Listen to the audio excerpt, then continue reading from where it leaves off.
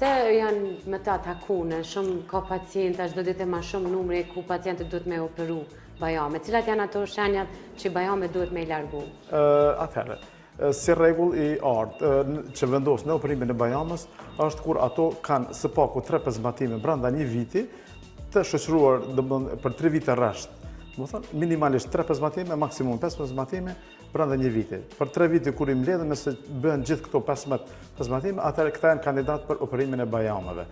Tek fëmijët janë edhe forma tjera kur janë të prekura edhe veshë i mesëm, si njihet në popull infeksioni i veshët të mesëm pa pezmatim, pa inflamacion, ose mbledhja e lëngut viskoz në kavitetin timpanik. Edhe këto raste janë për shkak të hipertrofisë bajameve, alergjive të ndryshme të cilët japin edhe një hipertrofi të adenoidit, në këto raste vendoset heqja e bajameve.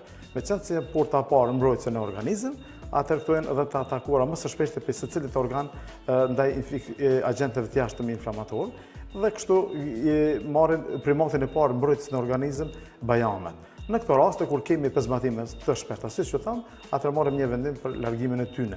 Për largimin e tyne ka edhe disa forma tjera, ose shkaqe tjera, kur kemi infeksione në hapësirën peritonzilare, sepse kapsula e bajamës është një shtresë mes muskulor, faringut dhe bajamës.